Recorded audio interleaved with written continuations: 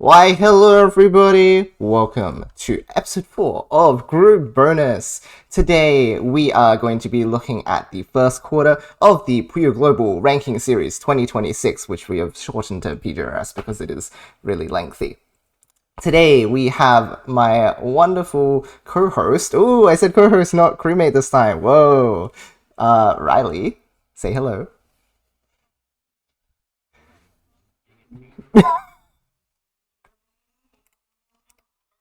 Yes, but of course. Oh, hold on a minute. It's not capturing the Discord audio. Of course. I know why. It's because we're in a different chat this time because we have a guest, so I had to change the capture. Sorry, try again. Hello? There we go. Sorry, guys.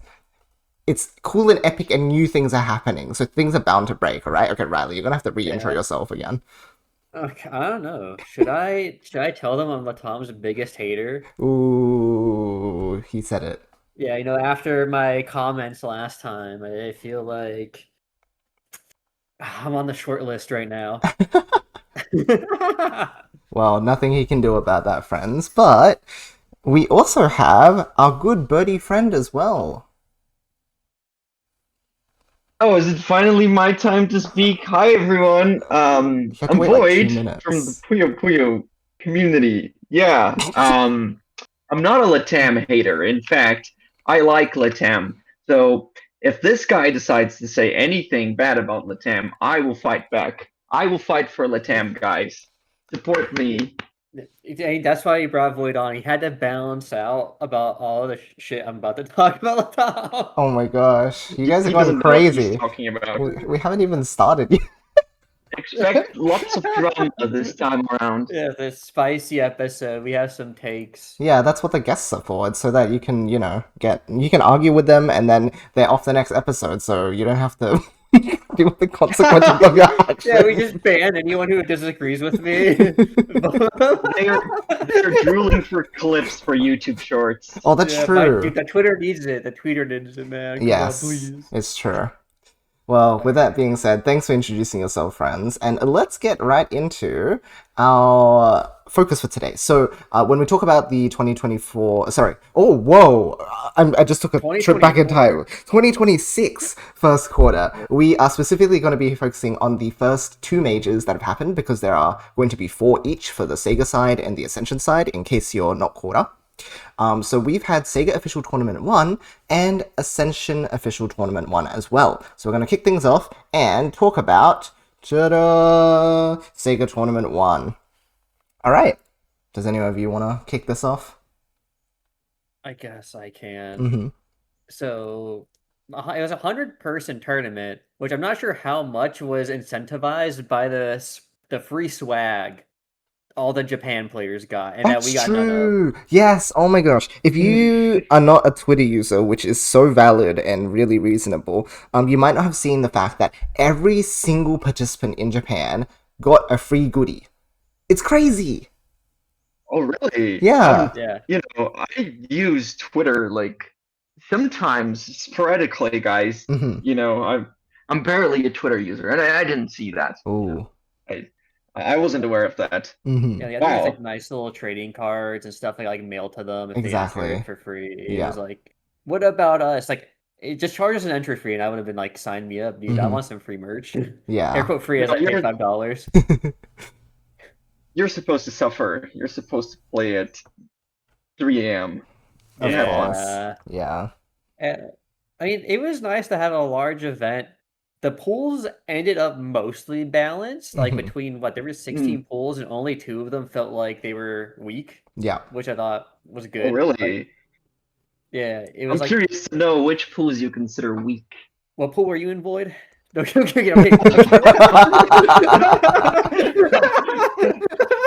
You guys are on You fire know today. that my pool had myself, but also Riley and not Riley, Anamaru and KZN. Yeah, if you were in my pool, then I would agree that it was weak. But Whoa. I think anyway, the honest answer was Block C was the real weak one because it had like, oh god, his name's like Oreo, but Mhm. like I don't know how you actually pronounce it, like Ori, I think. Ah, And I it had see. like Oh yeah. Dongggle as like the next kind of like best player in there, and it was kind of like a lot more of the casual people. Yes, right. And there was Does one more. anyone know where Ori is from? No, I I think it's in Mystery. the PGRS page, I guess. I guess we can check. yeah, someone can check that Um, while I look through the other pool that we thought was like kind of like oh, okay, cool. I think they used a different name in the PGRS page because I can't find it. Yeah, they might be from Japan. Might be just like a Roman check or no, who knows. Either Maybe. way, a lot of people, a lot of entrants. So unlike last year, where two people got out of pools every time, it was only one person. So like one loss kind of sucked. Like if Yeah. you lost once, you were kind of already like in dangerous waters. Pretty much, Hmm. yeah. Because unless you go through flawless, and that's how you guarantee going through, then you're going to end up having to tiebreak with someone in order to qualify for top 16. So it was a very heated event. And on top of the fact that there were some kind of lower level pools, as you could call them, there were also some really crazy high level pools as well, where some of the pro players got pit against each other, and only one of them was allowed to qualify. So there is a bit of imbalance in the way that yeah, only one person can come out, even though this is unseeded, but it does make things interesting because you get a very different cast of top 16 every single time there's a Sega Oh event. my. Yeah, I dance group was tough. Can you Uh, remind us who was in that? Ku, Oh, yes. Lolo, Mm-hmm. Faru, I'm not familiar with this one. Norimaki, Yamayu, and Kumachum. I recognize Ku and Kumachum, and that's already, you know, Yeah, that's a scary group. less than exactly. ideal if you want to make it to top 16. It's just pro players. There are pro players in these blocks, more than one of them. It's fierce. Then you look at a Clivs group, and what was it? Was it in? Oh God, was it in K? Where it's just literally a Cliv and nobody else? Yeah, there was Neko with a surprising performance. He's been doing really well lately, Yeah, but Neko got a second place in there, so that was a really strong performance. And, you know, you might still say that that's a low level group, but I think it does speak to a player's capacity to become basically first place in a pool outside of a top player, right? So second. yeah. Yeah, commendable. Yeah, I think Wow. that's a good performance. Hmm. Then I think about AOD's group, which was a block D with Puni-chan, Yes. the Pepe guy, Alf, Yep. Sino, Yep. AOD Nero. I'm like, oh Yeah, gosh. that And then one is nuts. yeah, Puni, Pepe, and Alf all like three-way tied, Hmm. 5-1, and and then it was like Puni-chan got out by 12 points because Pepe then had like 11, and then Alf had 9, and it's like That's the crazy. one person get out is really brutal if your pools are rough. Yeah.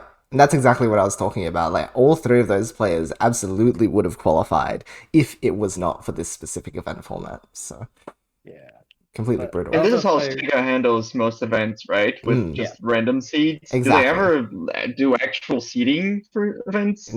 I'm not Never, aware of any. except last year when they had that qualification. I don't remember what exactly it was, but there was that ladder format where I know Yuuki was the final matchup and someone had to fight their way up against every player. But I think that's the one time I've ever seen Sega do something like that. It was. The hard What was it? Hmm. part is for Japan, there is laws about money being involved in tournaments, and because there is money involved, it's a very small yen amount. The legality around seeding is very different. Tournaments in Japan tend to get around this by not even doing prize money. Like they'll just give you random gifts, basically. Hmm. Yeah, Wow, it's But I see. kind of touchy because it's sort of like for them at least in legal speak it sort of revolves in a way that gambling does, and so they start going, ooh, if you see things you're kind of rigging the results for people to earn money. yeah, So that's kind of something that the jesu, the Japan esports union, is pretty stringent about. yeah. And I guess we'll kind of move on from that because I do want to talk about the people who did qualify, which Yes. are our boy Cliv, which I just said had a pretty easy group. But I think in comparison, though, Void's group was pretty tough with Ana, Mhm. KZN, and Yalzi inside it to Void with that nice 5-1. I forgot who Void lost to. Who did you lose to, Void? I don't remember. It's a player I wasn't even aware of Oh, before the event. mystery. I can try to find my group. I forgot I'll what find group it. it is. I Oh, found Group it. E. Okay. You read. Yeah. People thought this was Senred at first. Myself included, but it's not. Not just a mystery. Yeah, I don't know. It was a pretty tough matchup from what I remember. And I thought, okay, I lost. I'm not making it past the group stage. And then, you know, Red lost to Caro. Oh, no, no, Oh no, yeah, no. I'm reading it incorrectly. They lost to Namero and Kizian.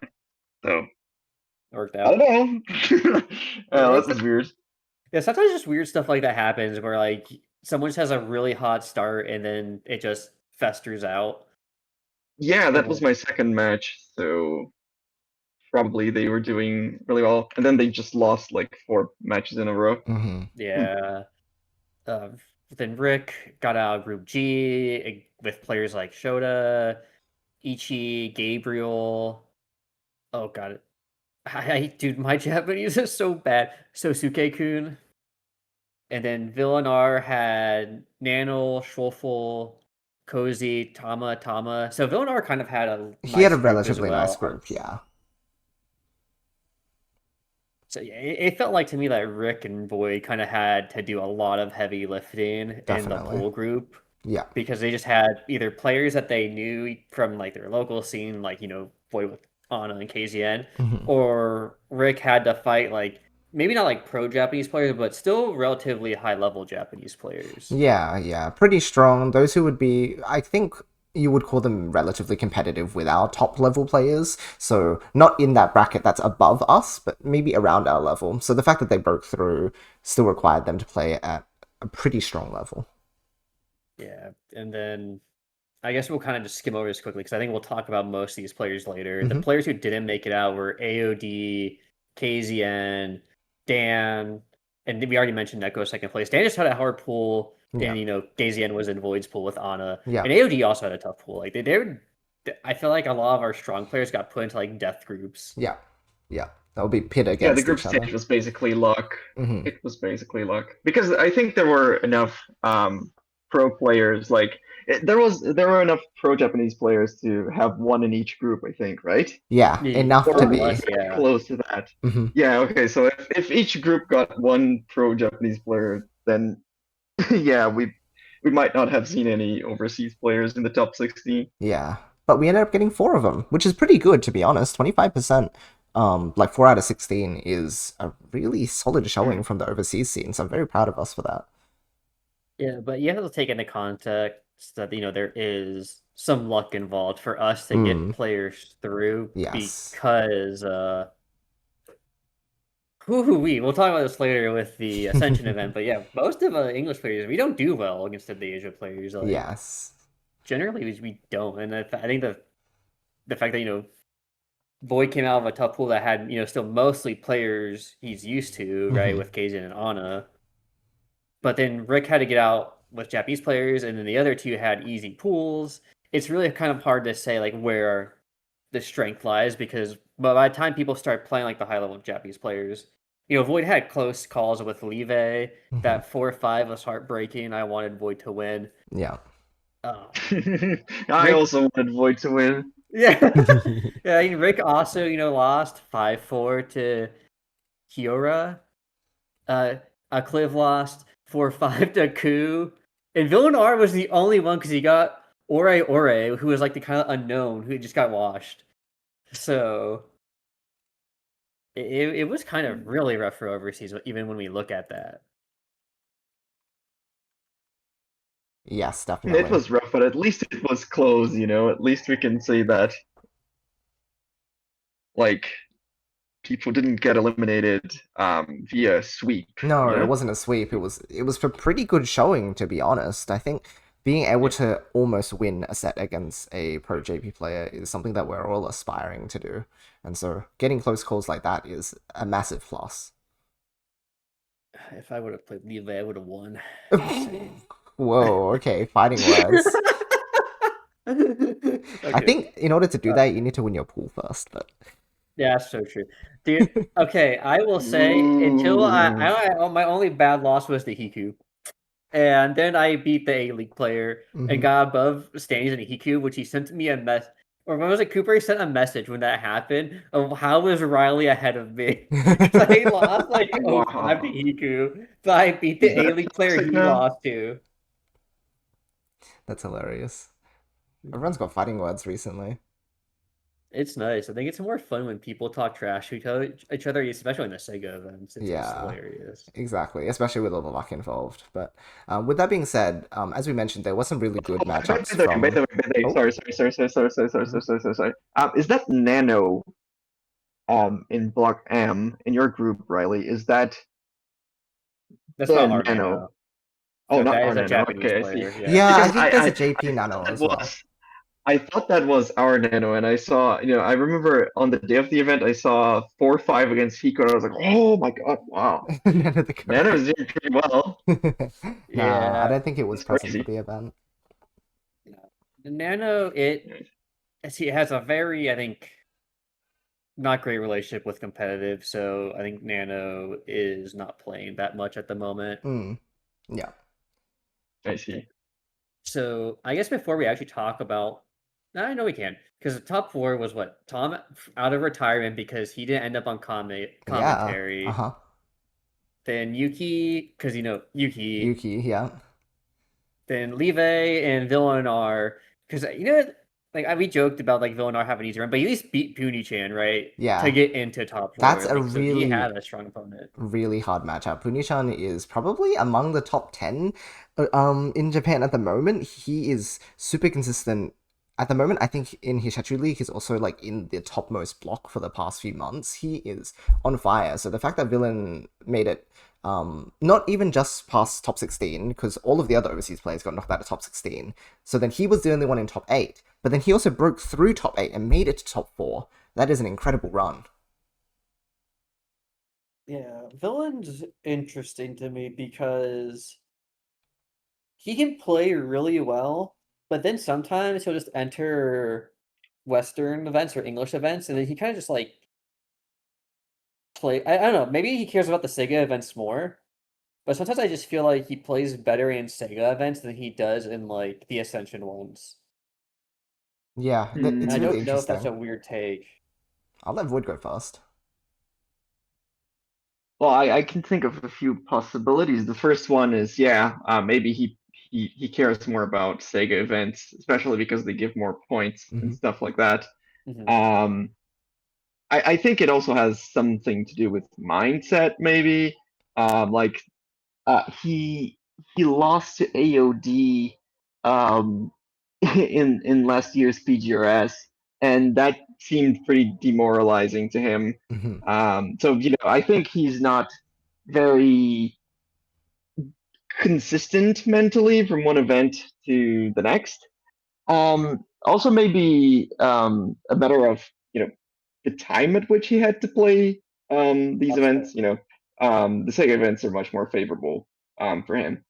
Um, but I also think just overseas players in general have been more efficient at at least putting up a fight in these shorter sets. I think if the events had longer sets, then maybe Villain wouldn't have as much of an issue as he has, in the Ascension events, for example. But in these short set formats, um, it's just easier to get upsets, which is why I think we saw like 4 or 5 for me, Rick, and Aklif when we were eliminated. That makes sense. I can see that. Yeah, it's kind of weird because first to three and two sets is basically first to six in a way, and the first to five from Sega. But I feel like when there isn't the break, if you Hmm, have the lead, it's pretty nice for you compared to like the sets because there's not that mental reset for your opponent. yeah, So there's like pros cons. Yeah, I guess a certain that's level one of it could thing. be attributed to event format. Hmm. That's one thing I liked about the PGRS finals, for example. The break really, really, really helps. Hmm. because it might not seem like much, to have like a few seconds to just take a deep breath and just just empty your mind, I guess. Hmm. But it really does make a difference. Like when you have only like 1 second between one round and the next, I think you just don't have enough time to make the adaptations you need a lot of the time. Yeah. And I think Yeah, also, with just one set, it's very difficult. definitely, there's Yeah. also the matter of the literal score reset that happens in between as well. It's really difficult to pick yourself back up when you're trailing behind. But when the scores if you get swept 5-0, when you go into the next set, it just doesn't matter at all. You're back on an even playing ground, and that set is completely independent Mhm. of the prior set. Yeah, that's also very important. Hmm. Makes sense. Yeah.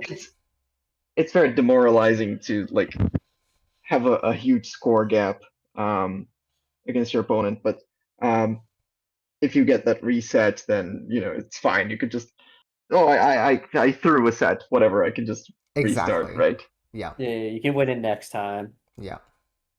And I can see that. I think, at least at the time, Villain did have the lead on the ranking points. Hmm. And given how hard it is to get points, because I think he's now in second, right? Yes, he is on second to Yeah, Rick, I behind Rick, I believe. think. Hmm. Yeah. Yeah. So even with second, because we know the top 32 get to doing this 2-week event, Hmm. the odds of Villain falling out of week 1 or week 2 are just so low that I don't think it matters too much if he loses like that first place spot. Hmm. Yeah, he built Since himself like a really nice lead with this fourth place. I think it shot him up. Is it 20 or 30 points? It was a lot. 30, yeah, I he think. brought up to like 35 points Yeah. when he was at the end of it. It was a crazy Hmm. amount. Yeah, that's a And massive he's also advantage. ridiculously strong, so I think Yeah. there So comes a point where it doesn't really matter exactly where you land because like, no one wants to play you anyway, so whatever. yeah, Give it's me like 12th place, I don't care. Yeah. yeah, right. It's the joke we made last year before Senred and Villain had to drop out. Where it was like, okay, who's gonna draft pick Senred in day one, right? Like, no one was gonna do that. Yeah, precisely right. So I think regardless of the fact that although there is some level of perception that Villain does fall to the top Western player level sometimes, and he does appear beatable, the fact of the matter is he can go toe to toe with some of these upper JP players, and as a result, if he's able to bring that gameplay into our Western tournaments, it feels like we're going to stand very little chance. So, yeah, again, just a really strong So performance from him, getting into top 4. yeah, and we'll get more on him as we go to the Ascension one. Yeah. But the person I think I want to talk about the most, for at least me personally, this event is definitely Tom. Mm-hmm. I think Tom's set with Yuki is very good storytelling. Mm-hmm. So for me, when I watched that set, what made me excited when I was just doing my little watch together stream is right. Yuki is very new school. He plays how he wants to, but Tom was also someone back in the day who played how he wanted to. Right? He didn't really play meta game back when he was pro. He was all about like these big, juicy, power aggressive attacks, and most people just wanted to play like efficient main. Mm-hmm. So I think it's really interesting where you have kind of like the old school do what I want versus the new school do what I want. And Tom showed like his old style is still really strong. Like old strategies are still viable in common age, Mm-hmm. right? Yuki had to take time to adapt. He had to like slow down, even play two Toms sometimes. Mm-hmm. Because Tom would just send like these crazy attacks off his three groups. Where Yuki, kind of played a lot more of his usual style, did what he wanted, played efficiently. Sometimes we do his race GTR, but it's consistently, eventually won. But I just feel like there's a lot to talk about there if you ever do get to see more of Tom against the players again, because he's on commentary for so long. Mm-hmm. Yeah, that's right. He's been stuck there for ages, and so it was a big surprise to see. I will also highlight the fact that Alf joined this tournament. Alf never joins tournaments these days, so that was a big surprise. But yeah, Tom decided to join, and he broke through top 4. This Tom vs Yuki match was really cool. I'm glad that we got to see it on the stream, because you got to see a lot of his classic he does a lot of right side transitioning so that he can do these early two doubles or two triples. And as Riley mentioned, this threw Yuuki off so bad for a little while. But I think what's interesting is that although Tom was focusing power on the front of his chain, which is his old strategy, right? Yuuki is using some of the more modern strategies of powering the back of your chain so that your opponent doesn't get time to create their second chain. So he would stack a bunch of power on the back, and Tom would send his two double or two triple, and Yuuki would just send main. And usually in that situation, Tom would he used to always get the upper hand by doing these massive attacks because the opponent's chain would go off and it would be a nice, efficient, like 9 or 10 chain, and then he'd be able to outchain them easily. But Yuuki, using his new ideas, was able to send these 7s or 8s or 9s, but they would power to doubles or triples, and that just didn't give Tom enough time to outextend. And so there's this really interesting clash of old ideas where they would have worked in that old meta, but didn't quite come through this time around. Did you get Yeah. as much of that void of that set void? Oh yeah, I ended up watching it today just to know exactly what you were going to talk about. And yeah, I agree. It's really interesting. It felt like Yuki was always a step ahead when Tom just tried to be aggressive from the get-go, right? Because exactly of what Yoshi mentioned. So Tom would send those bombs to Yuki, and then Yuki responded with main, and you thought, oh, okay, that's weird. That's not what you would expect because conventionally, what we've been hearing for years about Japanese players is that they never send main, right? They always try to fight neutral. They always try to just build these pokes to disrupt the opponent until one of them just doesn't have any response but to send main. Yes. But Yuki was just going for it. And then it always felt like Tom had a response to Yuki's main, but not quite enough. Like it was just enough to send a few rocks to Yuki. And that's child's play for a pro Japanese player to deal with, right? So Yuki almost always had a response in time. That's true. And also another interesting thing is that in certain rounds, Yuki was actually playing the same kind of game as Tom and being more efficient. Yeah. So like Tom would build, I don't know, a 4-chain attack or a 3-chain poke, I don't know, and then Yuki would just respond with 2-chain triple, which actually ended up being more than enough to send back and basically ruin Tom's game. And this reminded me of the Grand Prix finals in 2025 when they had those pro license matches. Yeah. There were 4 players, and then they played the single elimination bracket, and then the 2 winners got pro licenses. So No. I remember that Yuki Only the first place winner got it. Oh really? But I think but Yuki was involved, and I think he got a pro license, or maybe he was too young. I don't remember what the context was. But anyway, Yuki ended up playing Norasuke, and it was interesting because he was basically replicating Norasuke's style, and he wasn't quite, it wasn't quite enough to actually beat Norasuke, but it was close, right? And the whole time I was wondering, like, why is Yuki trying to play the same style as Norasuke? I think Norasuke was like going for really big chains, and it felt like Yuki was challenging himself to try to do the same things, right? He really didn't need to. He just had to, I don't know, send pokes, right? But he was challenging himself. He ended up losing that set. But later on, they played in the in the Grand Prix finals. They were placed in the same group, and like Yuki, I think, kind of destroyed Norasuke there, right? He played a completely different game. So that to me is really interesting to see how playful Yuki can be, right? Like and for him to do this against Tom in a tournament that actually matters, right?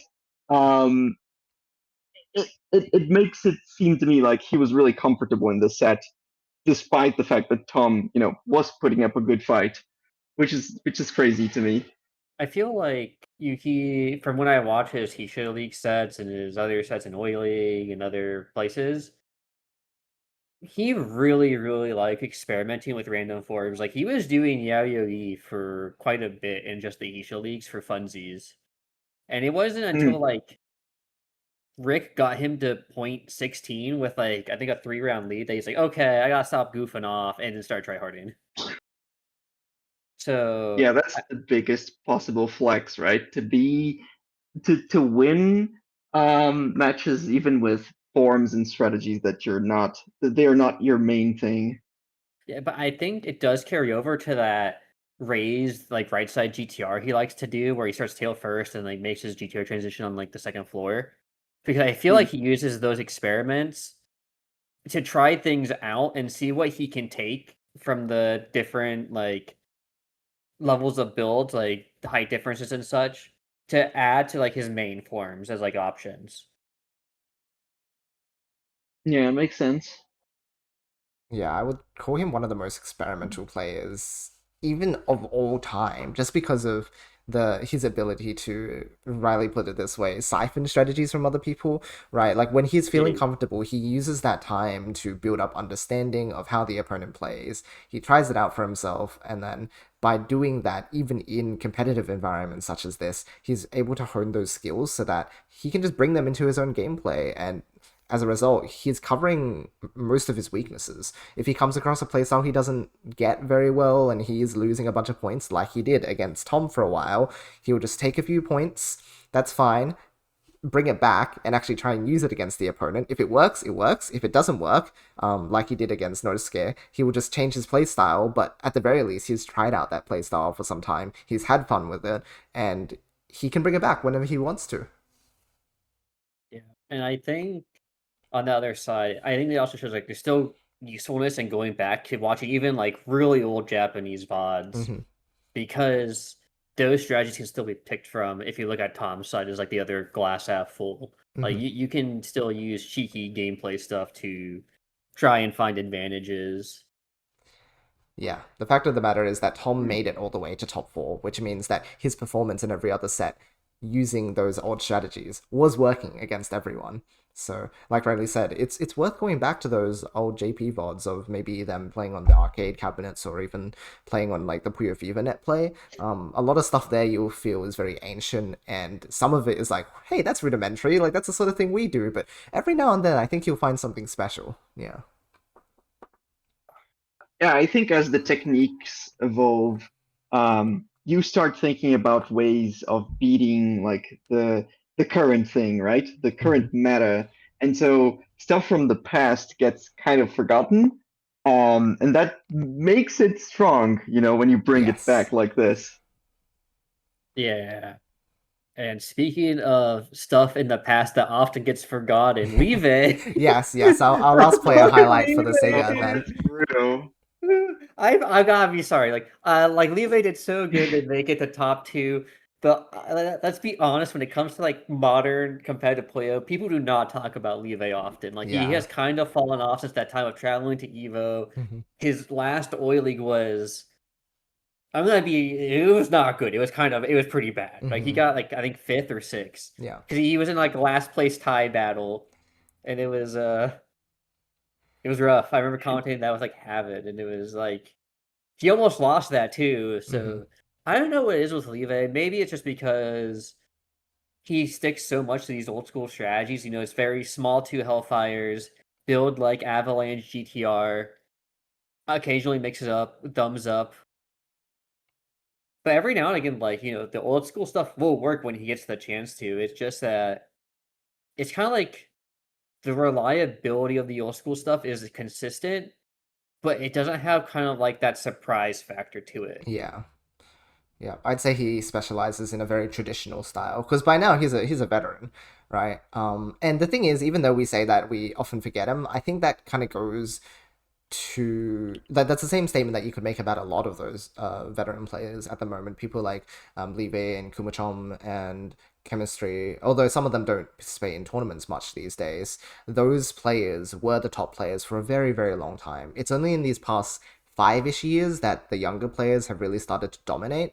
But even despite the fact that a lot of these older players are being swept out of the top 10, Live is still one of the players who is sticking around and still making top placements, which again showcases the fact that this traditional way of playing is still viable, and it is still consistent. It's fantastic for things like longer sets, but when you have surprise factor coming in from a lot of these newer players, that can often shake up the competition so much. Yeah, I'll be honest with you, that's new to me, the idea that Live uses old strategies, because I'll be honest, I'm not very familiar with his play style. I'm not very familiar with Japanese players in general. So, I associate Kumacham, for example, with old the old guard, I guess. Yeah. But Live, that's new to me, I still associate him with more recent players. Which is Like he can interesting. hold his own, like he can beat Sake Gohan. I just feel like he isn't like the favorite, right? If you put him in like a room with Yuuki, Sake Gohan, people near, Yeah. right, like you would not pick Live, but if you put him in there with like some of the other like lower level, not really lower level pros, but like maybe not on the mid range of pros, then you start probably picking Live. It's just that he's kind of like how English players are when we try to play against Korea and Taiwan. Like, we can do well, but you're probably not going to bet on us to win. Yeah, I think that's a good way to Yeah, put it it. makes sense. Us versus the Asian top sorry, not JP players, non-JP players. That's true. But it's still kicking. So it's a really good result for him, and that gives him a lot of PGRS points going.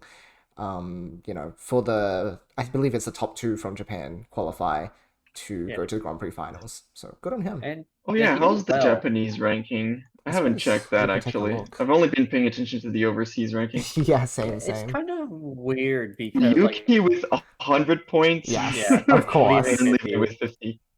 the top 30, yeah, like there it just isn't any like there's no real, local tournaments like the English players have. They kind of just rely on super majors with pro players, and it's like good luck to anyone not a licensed pro player. Yeah, Right. yeah, pretty much. I will say the distinction that they have with their ranking system is that although we use PGRS as our main ranking base, the PGRS is only one of their leaderboards.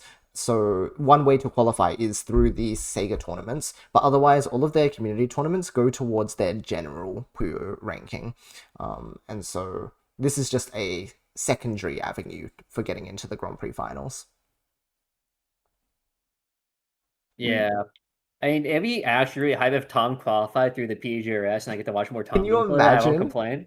That'd be so good. That'd be crazy. And But then, to quickly compliment Levi, he did go 10-8 against Yuki in the set that he lost. So yeah. like I feel kind of bad being like, yeah, he's old, but like he still plays well.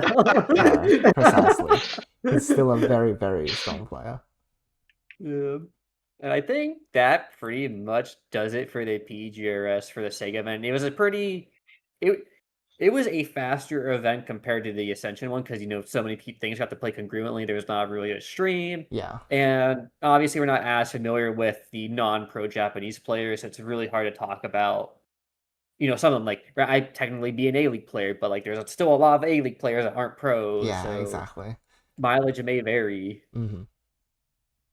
But with that being said, I suppose we now move into the Ascension tournament where we have even more to say. You'll notice that we're breaking it up into lower half, and afterwards we'll talk about upper half because there is a lot of coverage we want to do because a lot of cool players are here. So let's highlight them. Yeah, so if we start with top 8, so who we're not going to talk about first, right? Rick, Void, Red, Yoshi, Angel of Diamond, Niro, Villain, DDR, Dan. Well, I think we put Niro in bottom and lower half just for the sake of filling out the slides better. But I think we'll talk about him more towards the end because I think for us, some of the people that caught our eye not in top 8 were Neko because they did well in the PGRS tournament, And they actually made it out of pools, which was against Niro, which was really surprising. Dongggle, a Korean player, Mindy, and Gabriel were like the people we wanted to talk about. Yeah, so let's talk about them first. So let's start with Neko then, because we talked about earlier. Neko had a pretty decent showing, like only really lost to a Cliv in their pool. Showed they can just kind of cruise through the. I'm gonna say like there's just a lower half of players, which is an important skill, right? Like because some mid-level players will just lose to random low-level players. Yeah. Like it happens. But Neko's run, I think, is interesting to me because they lose to KZN with 2-1. Like, that's pretty good. Still set off KZN. That's not bad. Yeah. Beat Orange, beat Shin. And Shin Koala actually put up a better fight against Neko than I thought. I thought Neko was going to sweep that really hard. But I don't know. Neko played not that great against Shin, but somehow managed to steal a tournament, like full set, like 2-1 off of Neru to make it into top 16. Which I thought was really surprising. But I also think Nero is one of the more upsettable, kind of like upper half players for the English side. Yeah, I would say so too. But yeah, but also, what's interesting about Nero is that from what I remember, Nero usually gets pretty close or actually manages to beat opponents that should be above him, right? Yeah. In terms of seeding. So it's interesting to see the opposite happen to Nero for once. Yeah, I think that all comes down to like the keyword being instability, where he sometimes has these really high highs against the higher level players, but every now and then that also swings in the other direction, and then he cuts his chains everywhere and things. Because I believe what Riley and I took away from that set was that a lot of the time Neko just sent main, which we meme about a lot, but that's the idea against players who are unstable with their main chains. If they keep cutting early, then if you send main, you put the pressure on them, which makes them more likely to cut their chain, and then you just win. That's the way it goes. Maybe this will be the repeat of last year where I think I beat Nero basically every set except for the one time I was sick during Copa Luna, and Neko will be the next Kryptonite. He's like, never run into Neko in bracket. I don't know, because I think Nero's weakness still is board stability, like you said, and Neko just builds Sandwich plus GTR sometimes, right? And just kind of goes for pure efficiency. And Nero just I feel like it's towards like when I get to the third floor, everything just starts cutting. Yeah. And it gets like real rough. But it's interesting because I think he's putting a lot of practice into chain length recently, and I believe that Neko's chains weren't getting more than like there wasn't any case where Neko got a chain higher than 12, I believe. And I think that Neru in practice has gotten a lot of chains that are past that point. So once he's able to clean up that act, I reckon he should be able to beat Neko consistently. It's just a matter of making that upper chain length consistent. Yeah. I mean, Nair did beat Shrulful, which is like a pretty solid Korean player. Got the like set off Rick, so like there is potential there. Yeah. I just think the Neko was like an underperformance. Yeah. And then Void, if you had a comment. Oh no, I was just looking, at the match after that, which was between Neko and Riona. Yeah. Riona won 2-0, but each of the sets was a 5-3. Oh, whoa. Which is also a pretty good result for Neko. That's a strong performance. I agree. Yeah. Because Riona has not been playing too, but like so I feel like that's he's still really strong. Yeah, it's like still really strong. That's what I'm trying to say. Much. Yeah. So I feel like Neko has been improving. It's just very interesting because I still feel like I want to see more of Neko before I'm like completely sold, if that makes sense. Yeah. But I think that pretty much covers unless Void. I just wanted to say that I think we will be seeing more of him, I think these good results have been motivating him to try out more these events. Yeah, definitely. Like Neko is one of our up and coming players. I'd say he hasn't been around for a long time, but there are already some really good results to their name. So that's how Neko and Neru are doing. But the other notable player that we wanted to point out was Dongggle. who kind of appeared out of nowhere here as well. I Oh yeah, think it actually Riley. plays into like a triangle of Dongggle, Mindy, and God, who was the other person? My mind is blanking. And Niro, because they're all in the Yes. same pool. Yeah. Yeah. Oh, Okay, I'll let really? you. The same pool?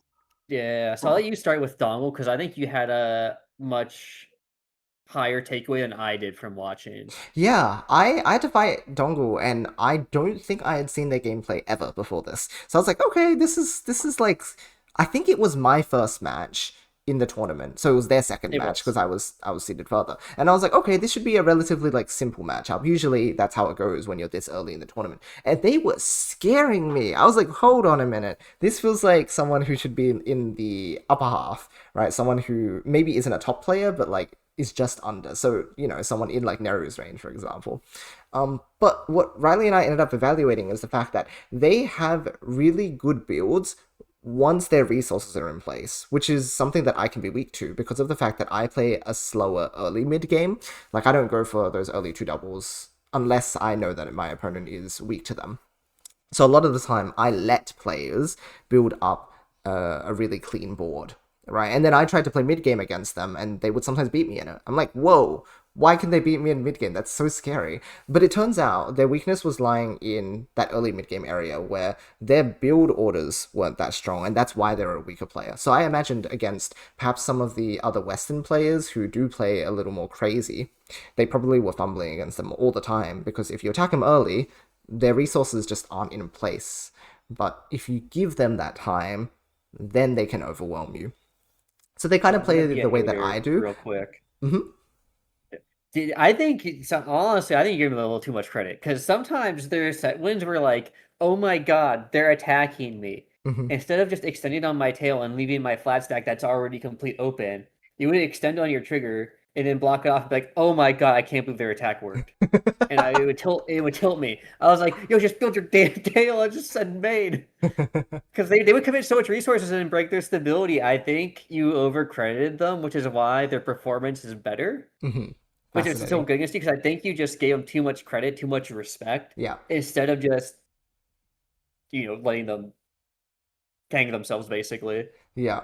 And that's such a fascinating thing to bring up in terms of mindset because of the fact that it's the sort of thing where like players need to earn your respect. However, that's an easy thing to say if you're playing first to 10 or more against a player. When you are doing these two sets of first to three, it's so unreliable to trust the information you get off of one or two rounds. But those two rounds are most of the set already. If you're 0-2 against someone, they're one win away from taking the set against you. And so I think a lot of the time you don't want to play, not you generally. I don't want to play that risky and go, oh, if I just send main, maybe I'll be fine. I don't want to take that risk, right? I want to have control over the way that I win a match. But because of that, it can also just shoot myself in the foot, right? Because if I over respect someone and then their chain cuts or their chain gets left in a really unreasonable position, sometimes I don't spot that in time. And so again, I think this is another case of the event format really influencing the way that I at least approach the game, and I'm sure for other people they can say the same thing. Um, I'm yeah. imagining the whiteboard meme where the guy's trying to explain like why I'm losing. The fast forwarded That's one. Yoshi right now. Yeah, that's what I'm hearing right now. Yes. Yeah, so true, guys. I haven't watched a single round from Dongle. I have no idea what you're talking All about. I'll right. just trust you. Okay. Um, Okay. but I do recognize the name Mhm. because I remember that Dongle had a pretty strong performance.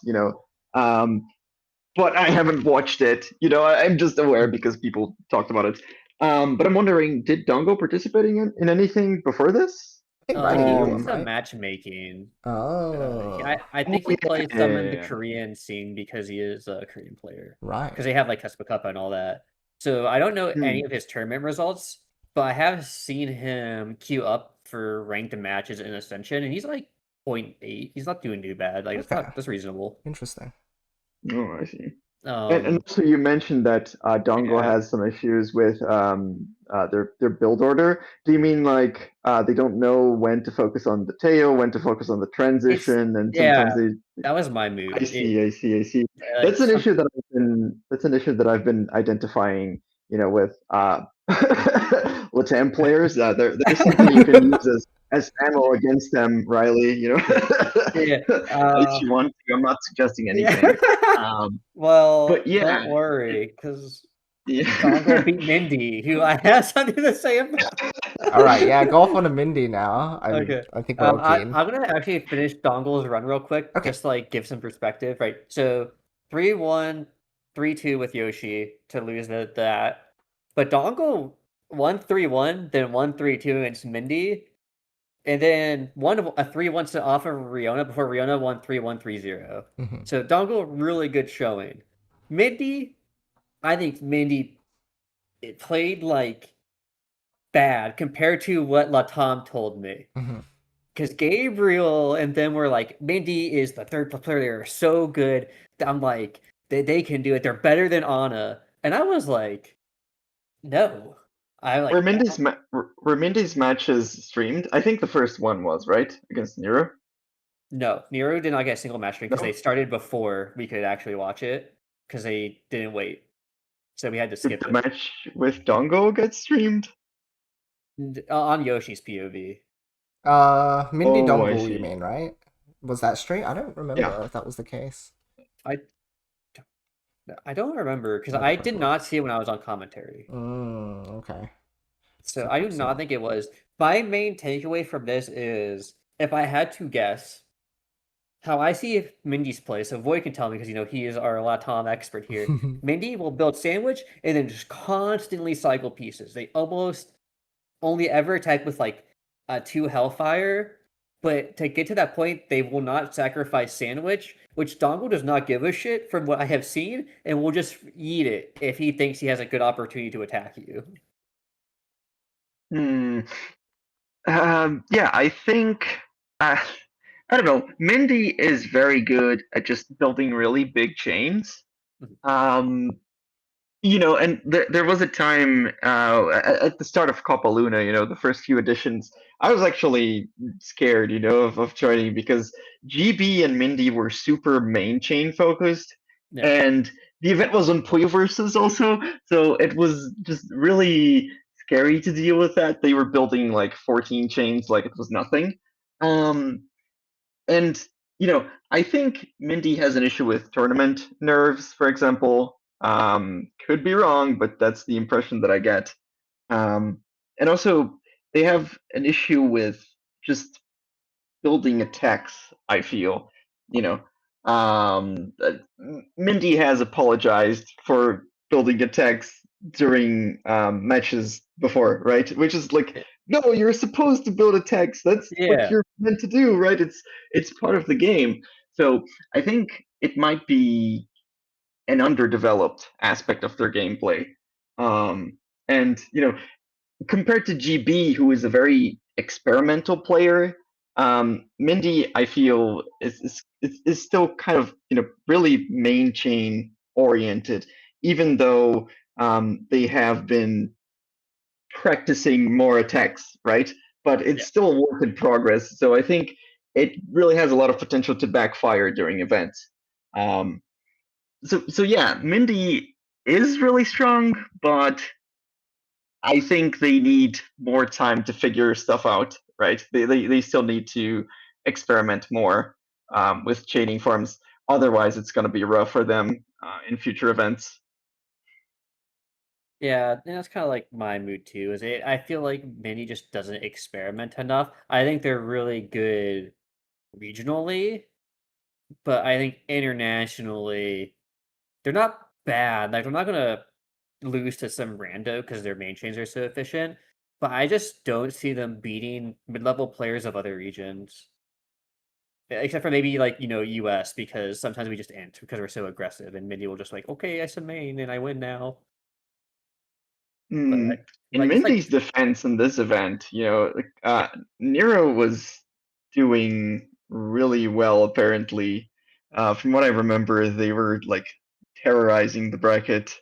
And Dongggle was also doing pretty well. Apparently, they both had short runs, right? Dongggle just got eliminated really early on, but I think I wouldn't say they're like mid-level opponents.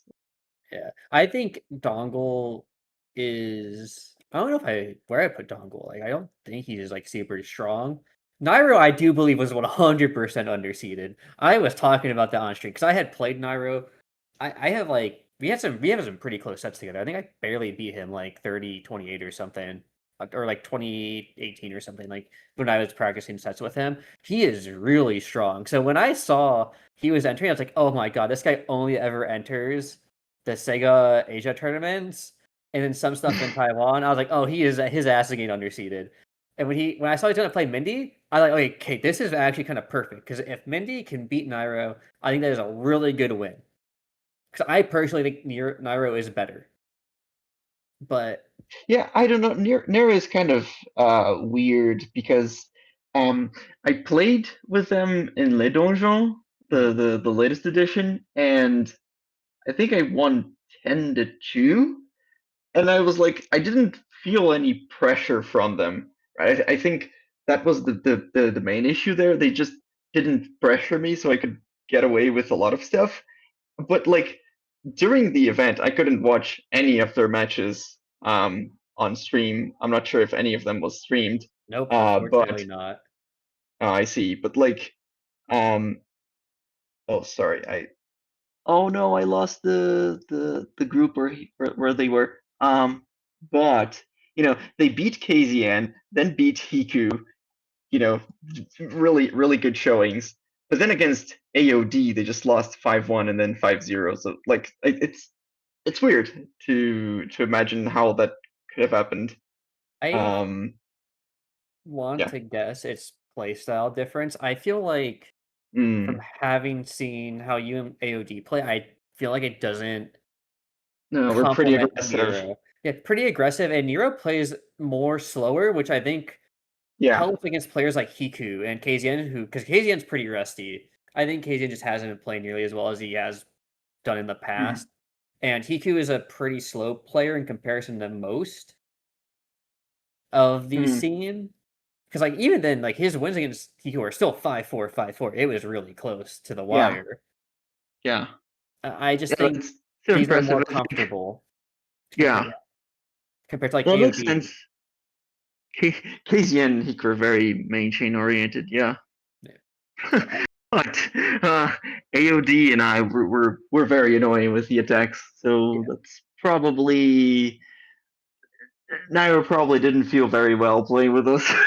Yeah, because I think Naru plays a bit slower. I think he likes to wait till that second, third floor to really start attacking. But you and AOD will just sometimes just attack on first floor, and it's like second floor starting, and it's just gonna get rough for him. I think. Oh yeah, baby, that's the meta.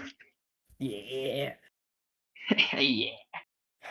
and I think that does it for the Any lower thoughts, half. Yoshi? Yeah, Yeah, no, thoughts, I think Yoshi. just generally there's an interesting takeaway to be said here about sort of our mid-level players because although we clump them in the same zone, what's fascinating is that they really shine in specific context. It's as if they are a top player within a certain bubble, right? So Mindy perhaps is a top player in Latam, but the moment they step outside of that, then they start getting shot down because the playstyles that are present outside of the Latam community are really volatile against them. And same with Niro. So Niro might also be really good in certain contexts, but then the moment they fight certain aggressive players, then they're getting shot down. And then the same could be said about us sometimes as well. We're really strong as top Western players, but then the moment you bring like a Rick in, we are just getting completely swept. And so what's interesting is that although we clump players in the same zone, like we're the top players or these players are the mid-level players, I think even within those groups, you can break them up into certain sectors or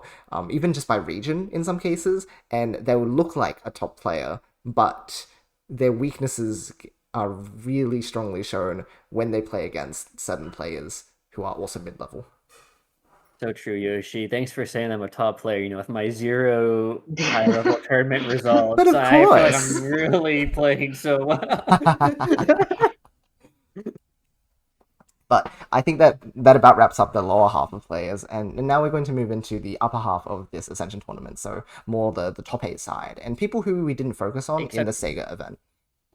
Yeah, and the only person not in top 8 that I think we wanted to talk about was Gabriel on the upper half, because I think the thoughts around Gabriel are not the same as Mindy. I feel like there is more expectation on Gabriel because players like Dan talk so highly of them, Void talks highly Yeah. of Gabriel. And I think Gabriel's honestly really good. And I even said it on stream when I was mad about his win against Wiz, because I was like, he can play so much better than what we saw. Hmm. And I feel like Gabriel is smart enough to know that. I feel like it's a matter of time before he makes a top 8, because I do think he has a good matchup against Dan. I think he just gets hella nervous. He's close to it, yeah.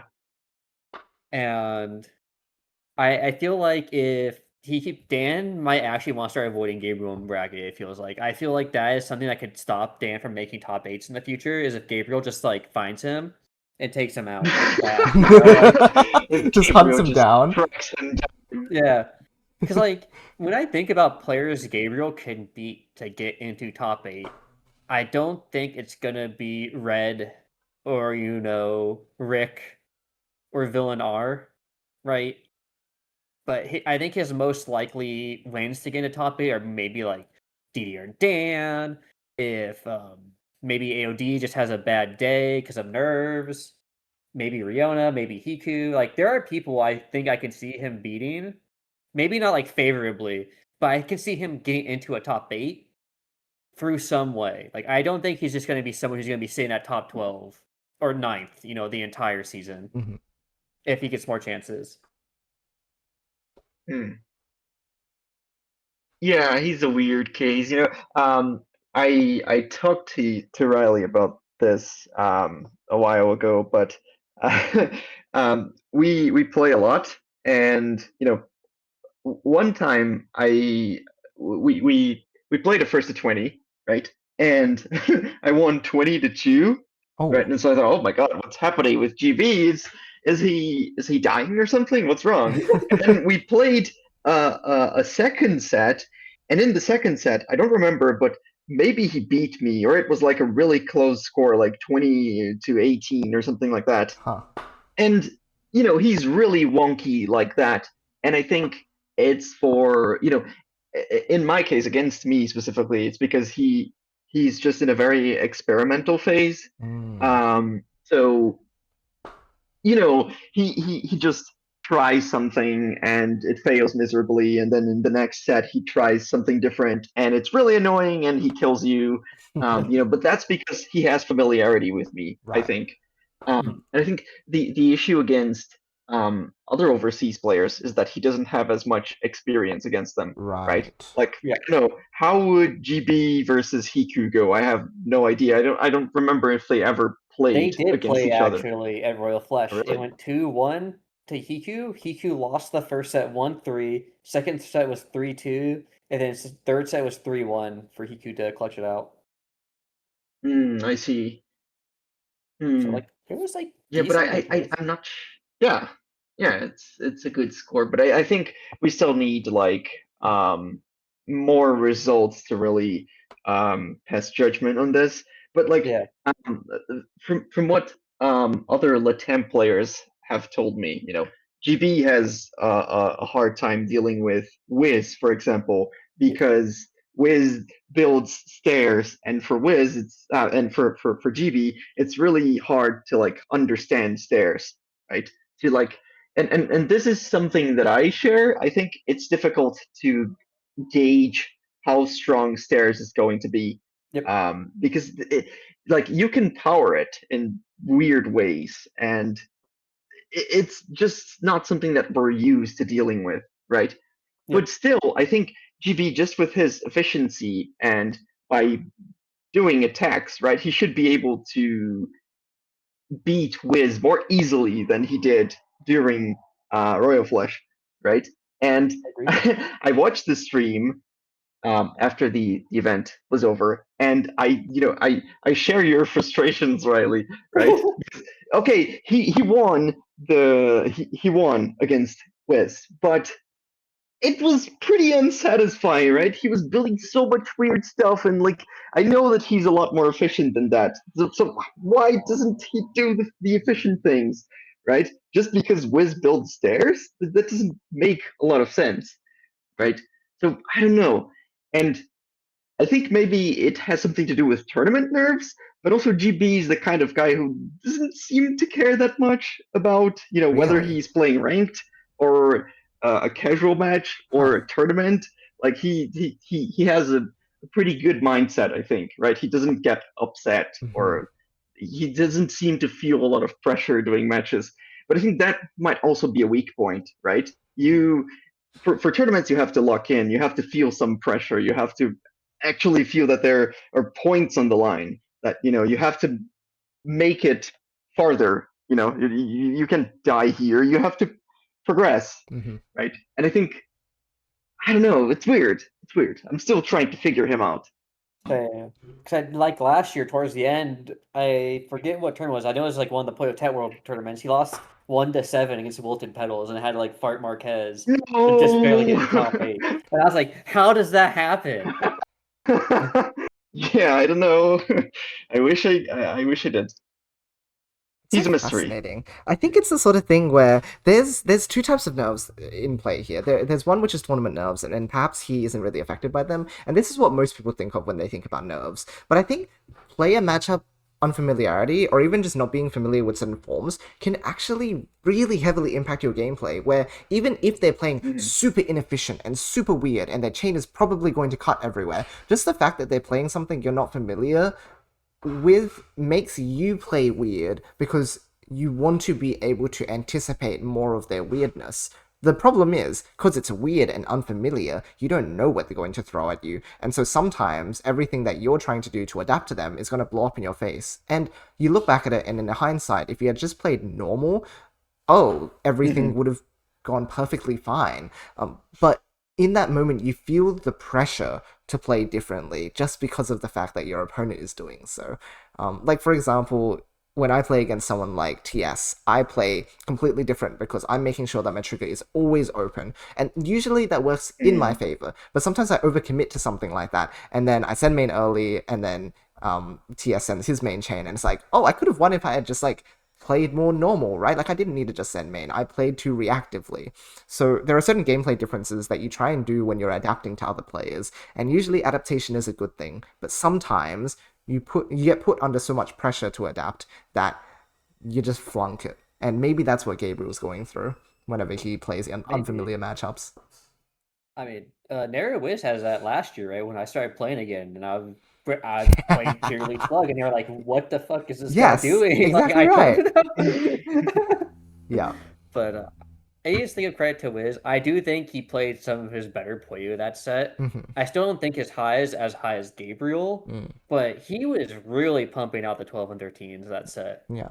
until like the end, where like he kind of just had a sloppy third set because he just hard tilted off that unfortunate situation in the very last round of set two. Hmm.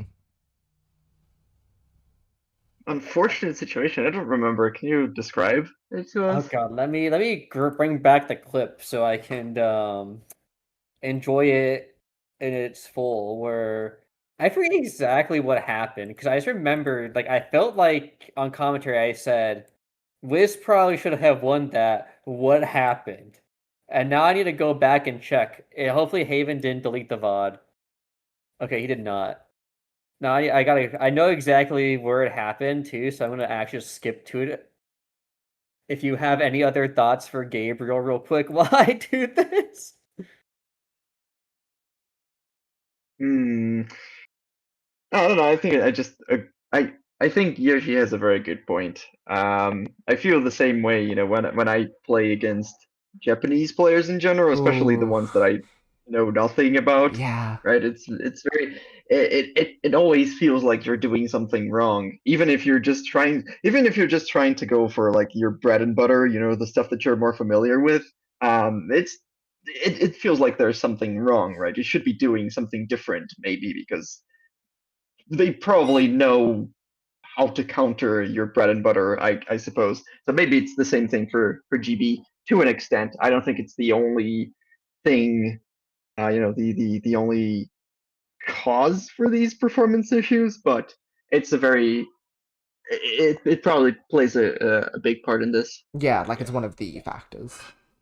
Yeah, I Yeah. found it. It was Gabriel finding the second all clear to clutch out the 4-4 when Ugh. Wiz had just played like a very bad misplay on his 4-3 lead, which trying to fight Gabriel Oof. Hellfire and actually did like the one chain pop instead of like sending like the 2-3 Oh to defend yeah, himself. that's And then it rough. just all went downhill for Wiz.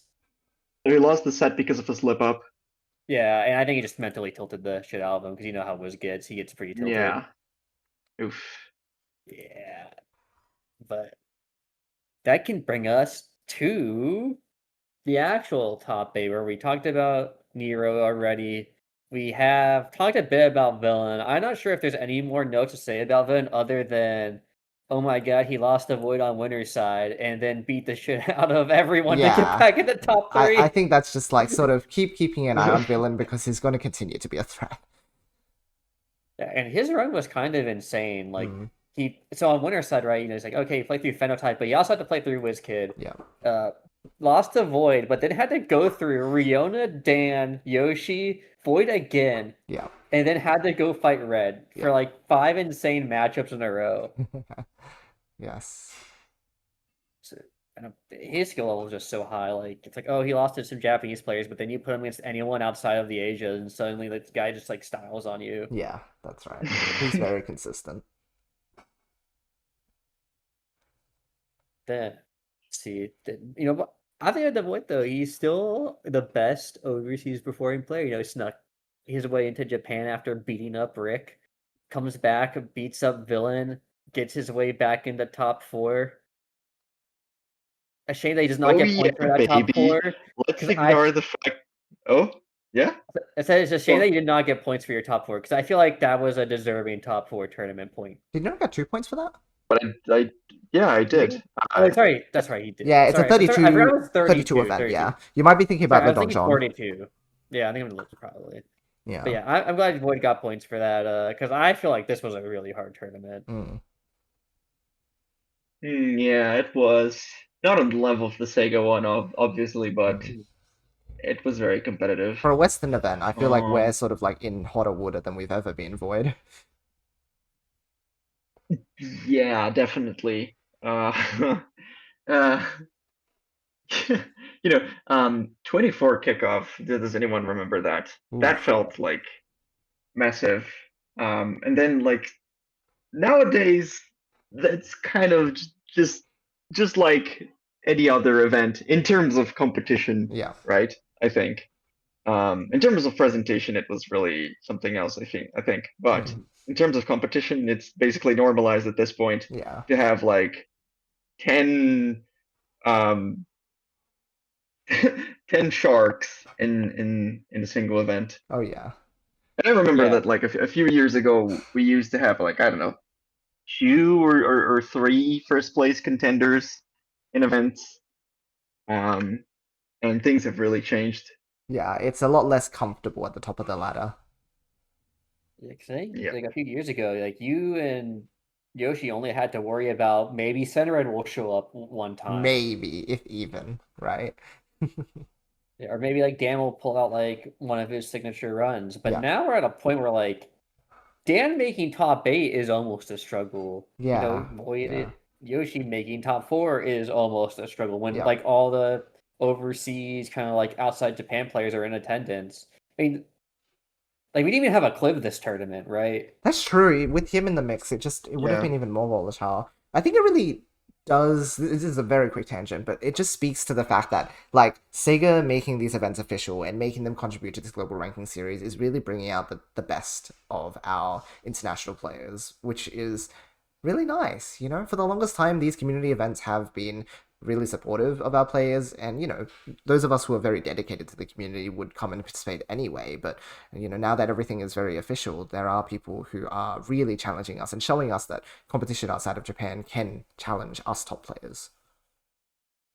Yeah, it just feels like if we compare results from the SEGA finals to now, I'm very curious to see like what the English and Spanish regions win rate against Taiwan, Korea is. I feel like I've only really seen Void take sets off them recently. Yeah. Our lone bird carry everyone into the basket. Void will carry us. So true. Yeah, I would say I have a pretty good matchup against them in longer sets, because there are a couple of those, like BU League, for example, Top Class International League. Like, I've been able to beat Akliv in the 2 years that ran for and things like that. But in these tournament settings, not so good. Is that our segue into Yoshi's I tops? Or guess. Yoshi's... Okay, washed, retired.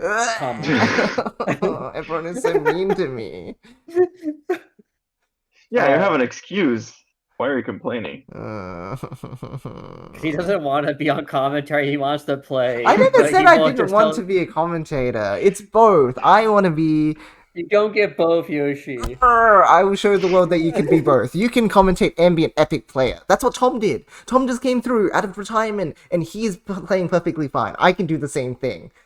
Yeah, he got 4th and you got 5th. So like once again, you're second.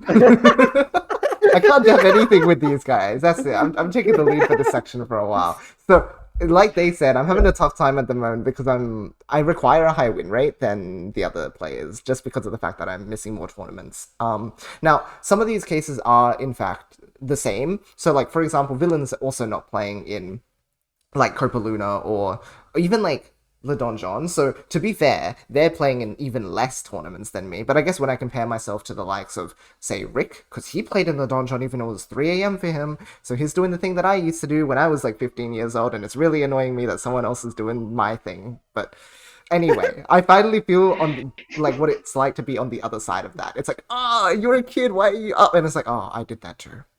But so there's that.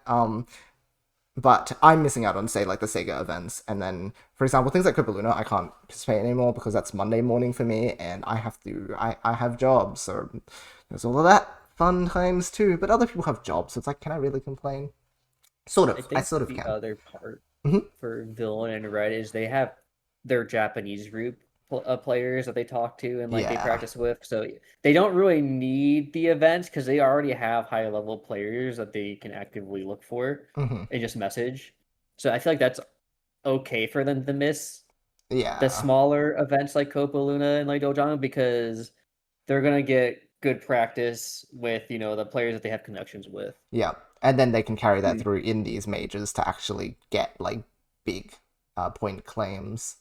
So it's true. Like they're doing. Yeah, they just do well, guys, and then they get like 1 trillion points in a single event, and like they don't have to show up ever again. Exactly, so... unlike us fighting for scraps. Ugh. Sucks to suck, guys. Yeah, that's rough. Yoshi, I think you're in a tough spot right now because yes, I think you'll still beat basically almost any English Spanish player outside, like having more closer head-to-heads against like Void.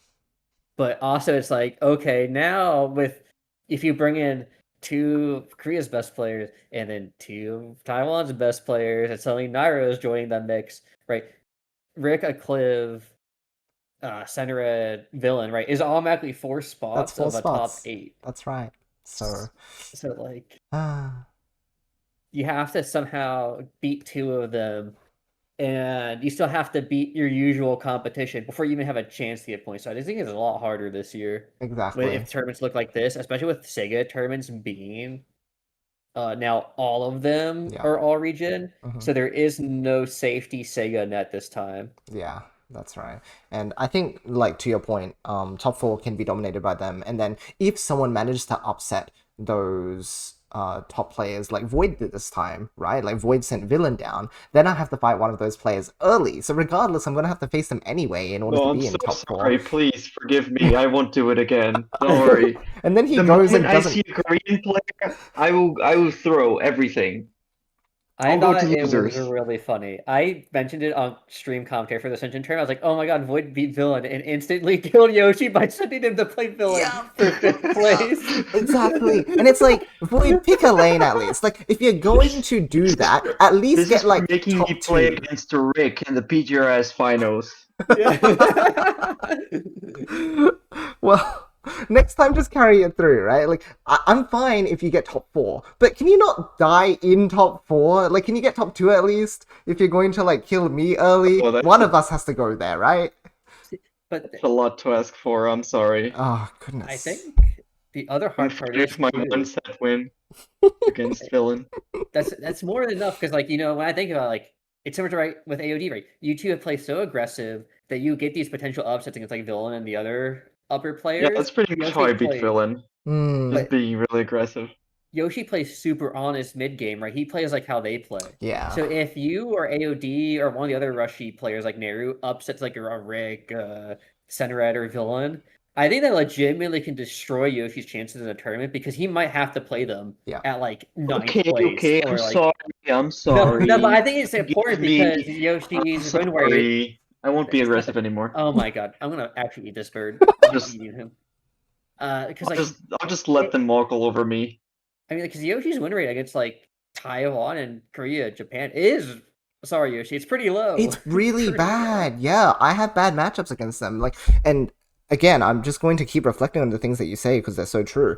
I just play their game basically, and I'm very determined to be one of the Western players who can do that because a lot of the current meta is focused around very aggressive gameplay, and that's fine. And I think I'm happy to adapt to that when I'm playing against those players, but I reckon I want to still hone my abilities to play against these other top players who play more Japanese style, more honest mid-game and wait a bit longer before they get into it, because I reckon I can get good at that and use that to overthrow people who are currently playing this aggressive meta. It requires me to get beaten up a lot along the way, because I'm worse at that game than people like Villain and Rick and Red are, so it's just going to take a lot of practice.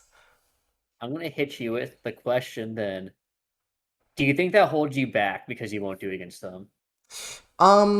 See, to an extent, I believe that's the case because I can also play like super nasty, like early 2-double gameplay. But what holds me back is that they often main chain better than me after that fact, so I can't capitalize on that. And in order to capitalize on that, I need to be able to do main chain fast as well. Like after my 2-double, they send main, and then I have to send main in response. But I need to be that good at main chaining that I can still keep up with them. And I could also play Western player style and stack even more damage, and that way they just get completely overwhelmed. But at that point, that feels like a sort of easy way out, and also it feels like a gamble to an Wow. extent, which in short sets He could definitely beat Oh, the top Japanese players if he wanted to, guys. But he wants to be honest and play their game. By the way, I dislike the use of the word honest to describe the Japanese style, as if I am being dishonest by being aggressive. I'm gonna actually disagree with you, Yoshi. I think that's a bad take from you. Interesting, go on. I feel like if your 2-double earlies aren't working because you feel like you cannot make a secondary chain, I think it's less that you can't main chain. I think it just means you don't know how to efficiently make a main chain under pressure. Because Dan has shown like you can do it. Like you have to just have a lot of extension knowledge. So I'm gonna say you don't have enough extension knowledge for that playstyle.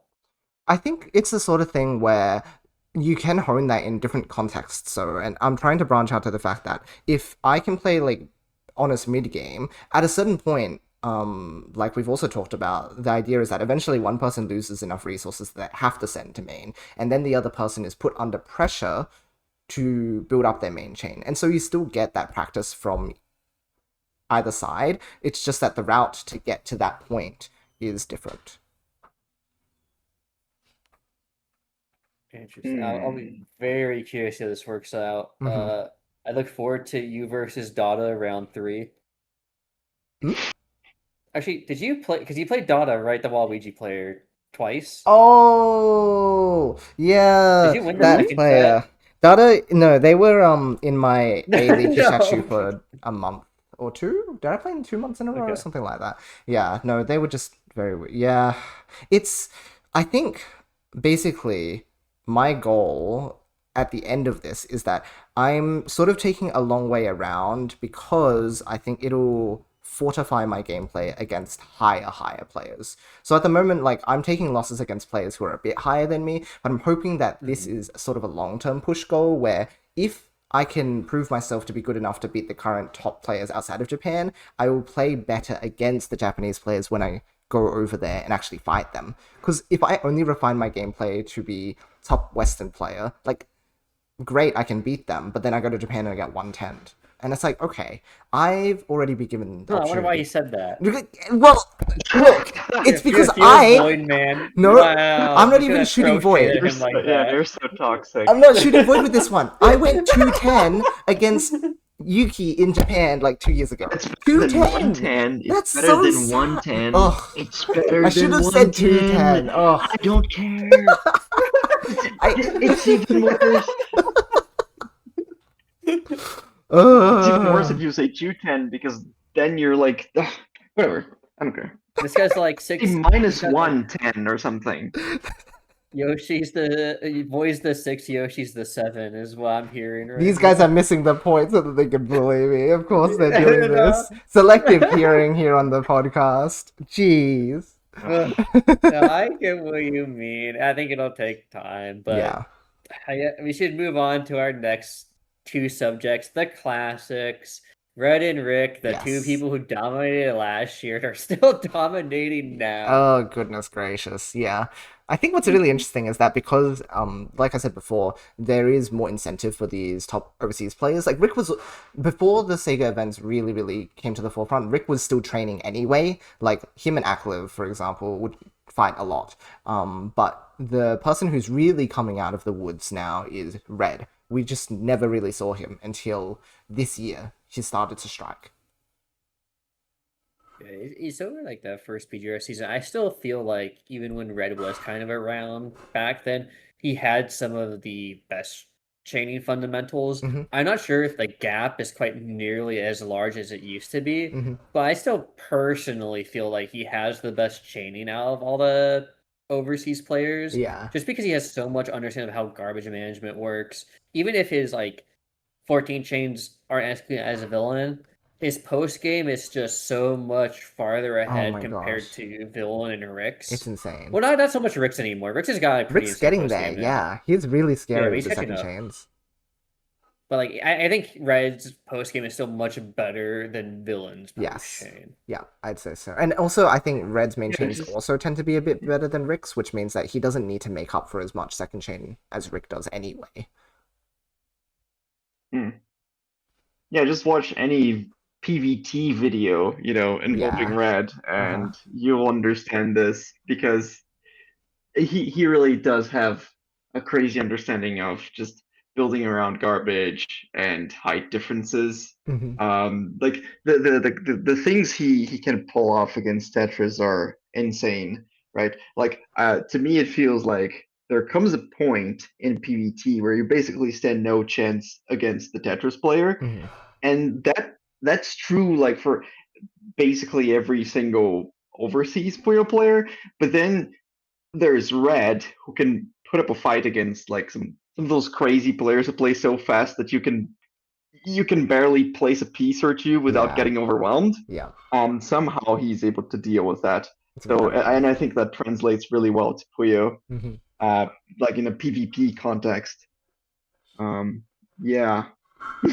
But like it's not just about main chains, right? Because he can build attacks, right? He can deconstruct his chains very easily, which is also crazy, Like in my sets against Rick, for Royal Flush, I felt like I was always getting the timing wrong during the matches, or like Rick was always getting the right timing to punish me for everything. Like I basically had the chain ready, right, to counter whatever he was going to send, and he just sent it with the right timing that I just couldn't get the one color I needed to trigger my chain, and that happened like almost every round. I was so frustrated. Mhm. So like to see Red put up a fight against Rick, not for just one set, but like for I think they played like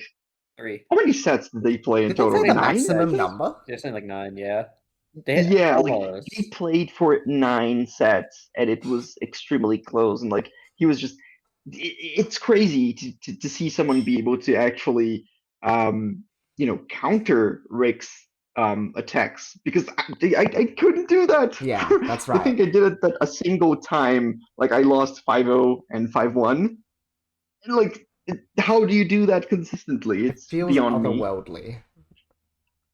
Yeah. It because I mean, Senred had just being Rick like every time last year, so he was like the number one. But now with Rick, finally getting 2 big wins against Senred, even though Senred had a really clean uh grand final set to reset because that was a 2-0, so they played 8 sets. Yeah, okay. Um, I see. yeah, so I feel like Rick sometimes his chains were exploiting too much resource instability, and Red just Mhm. kind of punished that in the second set. Yeah. But I feel like then the next half kind of became Cerner and Rick kept trying to change up their timings, which kind of started throwing each other off. And I feel like the advantages for Red were definitely the AC starts, but the advantages for Rick were he definitely got some piece replacements out faster than Red. And I feel like some of that is his form. Mhm. Tries to focus more on more immediate transitions where Red is willing to go for really complicated transit Mhm. on his tail and trigger if it means getting extra 2 links out of it. Like he Mhm. will commit to hard transitions that require like 2, 3 colors to build, and Rick will just kind of go like maybe 1 or 2 colors in advance. Yeah, like Red goes all the way to the 3rd floor, and he seems so composed, just responding to attacks by like he just knows how to deconstruct his chains exactly in the way he needs to like not be wasteful with his resources, right? Like he can make these huge extensions and then just make precise cuts wherever he needs to Yeah, respond to pokes. It's very inspirational. That's what I'll say. I agree. I feel like it really will be a race between Red and Rick for number one, I think, this year. I think Villain close in competition though. I'm not 100% sold on Villain, but if there's a third, it's probably gonna be Villain. Mhm.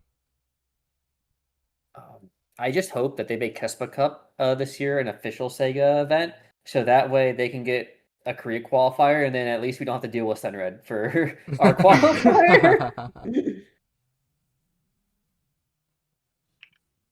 I think even that set with like Senred Rick, like most of their chains went to like 80k plus. I think was like the math that me and Yoshi did. And it was Yeah, super they're super really insane. like maximizing that chain length now, which is more akin to what the JP players do because you watch those matches and they tend to go to like 90 or 100k consistently, which is an insane thing to say that they are like maxing each other's chain lengths like that. But and for Western players, I think the top players are getting more like 60 and 70-ish k chains. Like we'll tend to fight with 12 or 13 chains, or we'll have a strong mid game and then set like an 11, and then that'll still put us at like And 60 or 70. But to be finishing games with like 80k plus is like that is the next level up.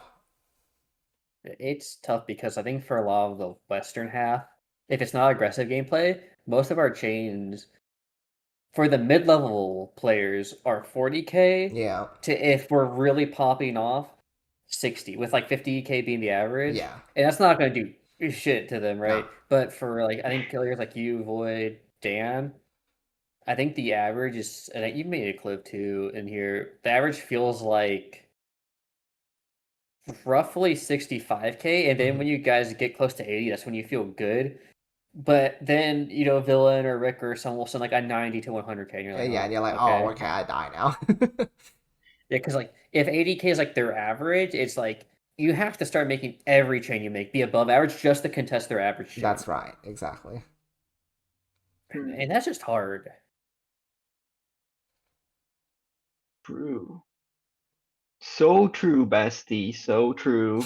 This Yeah. reminds me of a certain record against a certain player I had last year.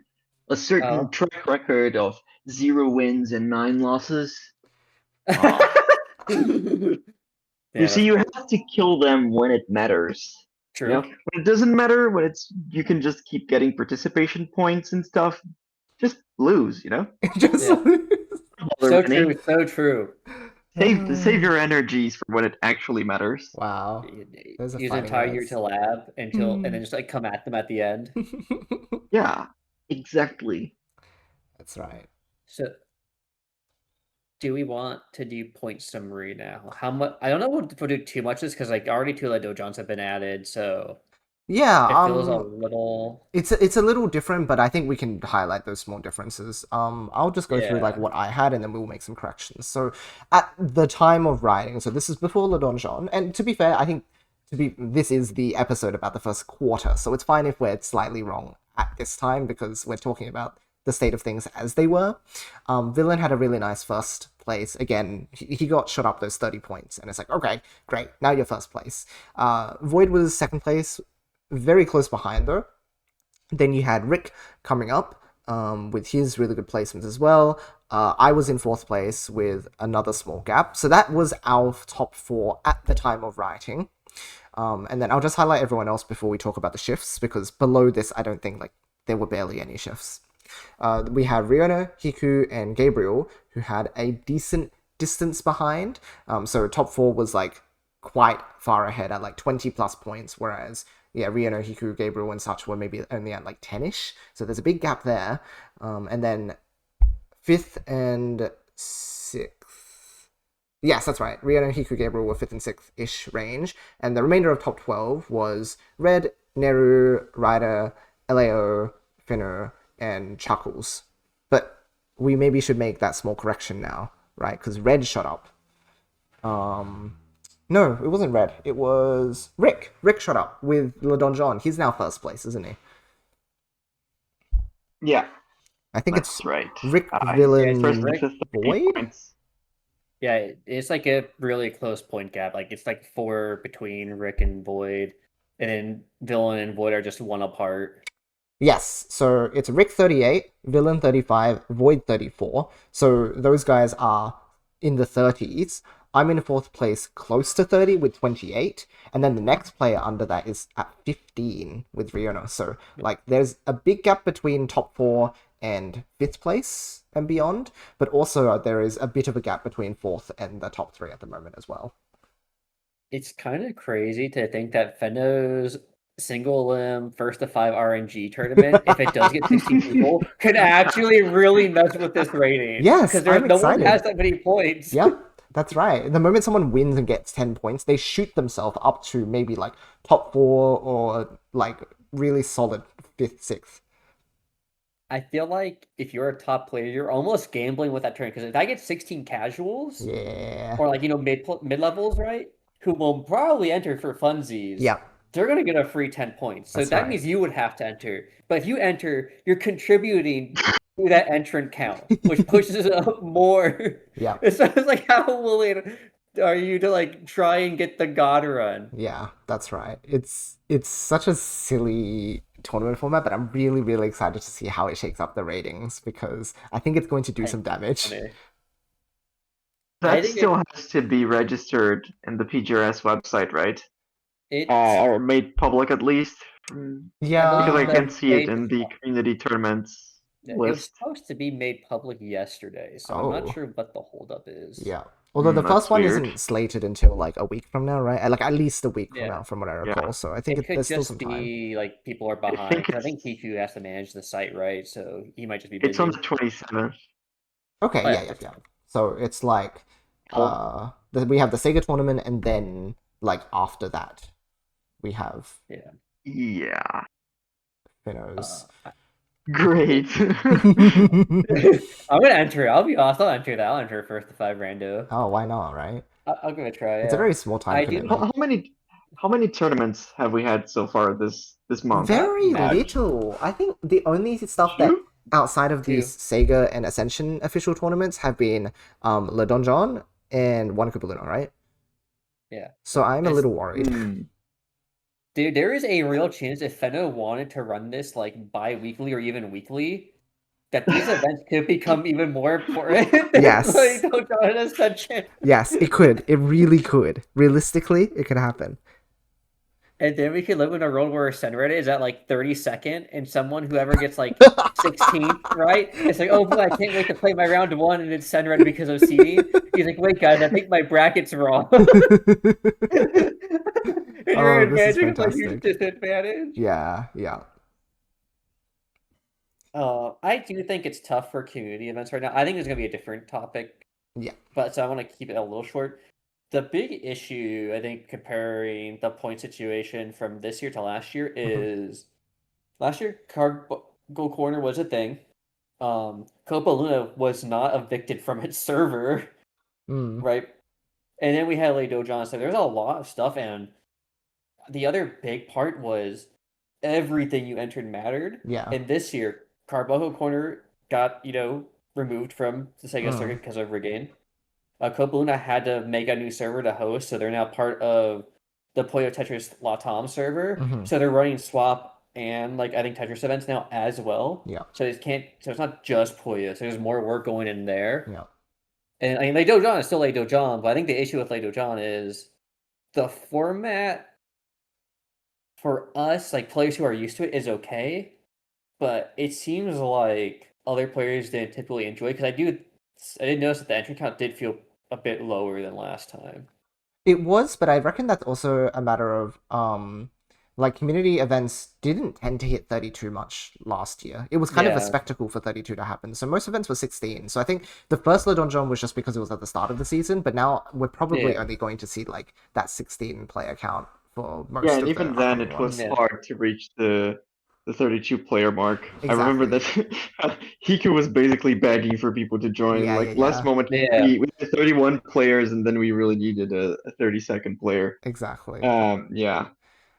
It's a tough space at the moment, but I'm hoping that more people will step up and run some community events, because otherwise we're going to end up with last year's backloaded season, which burnt a lot of people out, because early season it just felt like nothing was happening, and then all of a sudden it's every weekend you play in 2 tournaments, and it's like, oh goodness, if we can get a bit more spread, and of course this is all volunteer work, so props to the people who are already putting in that time, but it's definitely a shout out. If you're interested in running an event, you could just do what Finno's doing. It can be a very small time commitment. It doesn't have to be a big thing. As long as you register it with the website and tell Hiko about it, it's probably going to qualify as an event, right? So if that's something you're interested in, I think everyone would be happy. Please don't let Finno's RNG event be the only thing. Exactly. Please, someone save us from this hell. I'm gonna enter that and try to boost that tournament. I'm gonna be real, because I feel like if enough RNG events happen, someone will be like, "God damn it, we can't have this." Or like another tournament. Yeah, and the other important thing is time zones, right? Some people won't be able to play in that, so make events in your time zone. Because if you think about it, right, if Lay Dojon is the only event having consistently +1 major, that means we can have 2 RNG tournaments take up the next 4 slots, of those 4 slots, and contribute to half the point pool for the rating system over the next 8 months. And the thing is, I think it has a good chance to actually get casual interest, because it's just a single one first to 5. There's not much to think about. That's right. It's a very low time commit thing. The only thing it probably sucks about is on an early Monday morning. Yeah. But for most people, it's probably okay. Mm-hmm. Wait, Monday morning?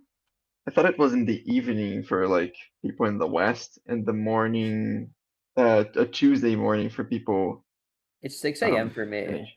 Yeah, no, it's in the morning for the Western side. I thought it was 10 p.m. my time, not 10 a.m. Oh. No, yeah, it's 10 p.m. for me. So. Oh, I see. Oh, yeah, because I read on the page 10 p.m., but it was in a Japan JST. time. I see. Yeah. That would be it. Exactly.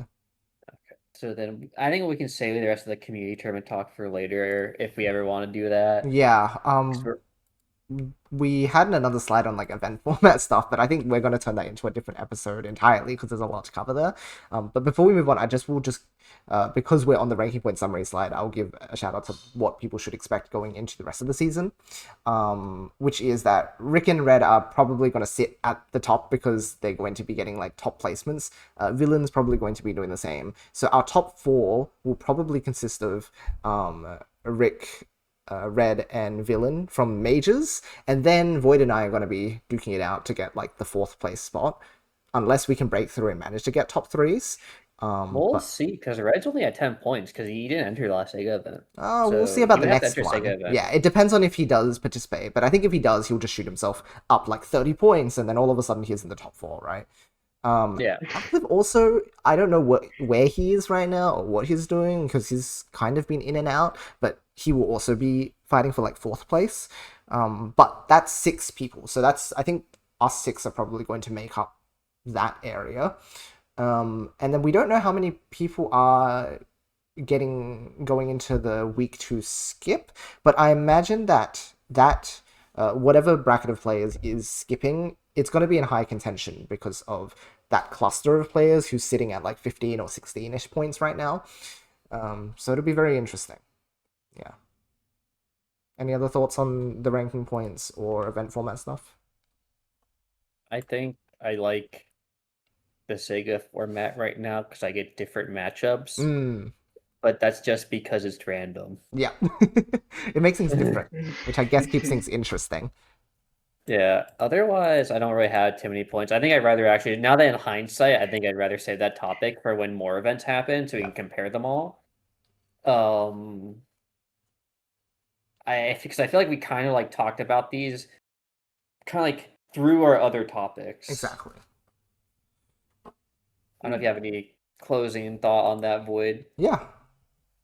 Ultimately, I think it doesn't matter much what the format is for these events, because even if you have like these really random formats, at the end of the day, I expect like the top 2 at least to be strong players anyway, Exactly. right? Yeah.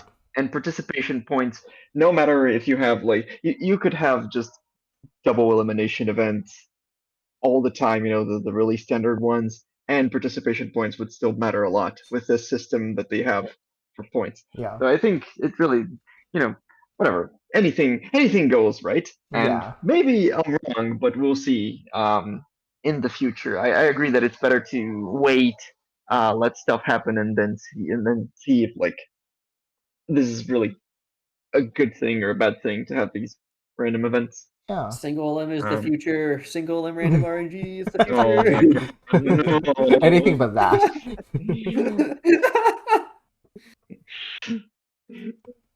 God, yeah. I think I'm good. I did my La Tom hater arc for the memes. I was expecting more vitriol from you. I thought I'll about be like if honest. I thought about when we got to just be like, God, I freaking hate this guy. Like, boy, he just cheeses his way to victories. But I'm like, I gotta be on my good boy behavior. I need SEGA to still hire me. Oh, you're so nice.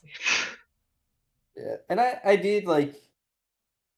I know it's kind of weird because I guess it's gonna be like, I try to ride the line of villain thoroughly. Like I try not to go too far or too under. Because I do think it's very fun to be evil. I think it's fun to play a villain in tournament, and I think it's fun to be a villain just in general, because I know that kind of characters like that I find are interesting. But there's like a line of you should only do it so much, and I feel like with the Mindy and Gabriel talk, like it was good. But I also don't want another situation where I have like people be like, wow, did he talk bad about Void because he said he was chill? And I was like, yeah, dude, that's so bad. Oh my god. But I also like stuff like that can spread for us commentators, right? And Yeah. look bad. So like there's a line you have to like walk. Yeah. Yeah, you be a good boy. Yeah, and no, I don't know if I'll enter any tournaments. We'll see, and I can try to be villain there. It's just that there's no commentators right now, so I'm just gonna be on commentary. What I will shout Well, out there's as well. Yoshi. Oh, That's true. hi. Oh, you're tired, buddies. I need my points.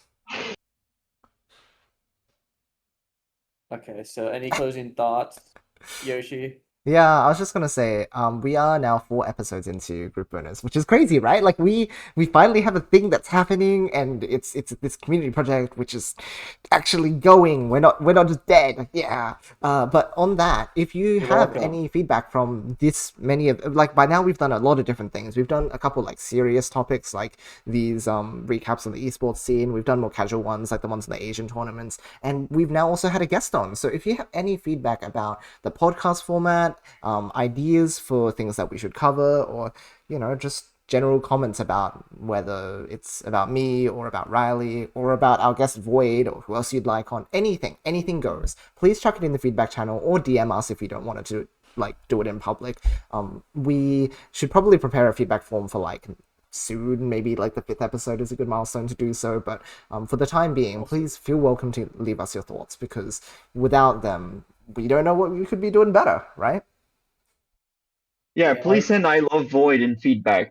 Yeah, absolutely. I appreciate Free Mecha. She always leaves Oh, feedback. I Like, really into the appreciate episode. it. She's so sick. She's my favorite. Yeah. Shout outs to Fremeka for being such an avid supporter here. I think there are a lot of names here that we tend to see every time as well. So I will shout out the likes of, say, Kupri, Rising, Zoromashi, Neru, or Altern, sorry, is how he goes in the server. Yeah.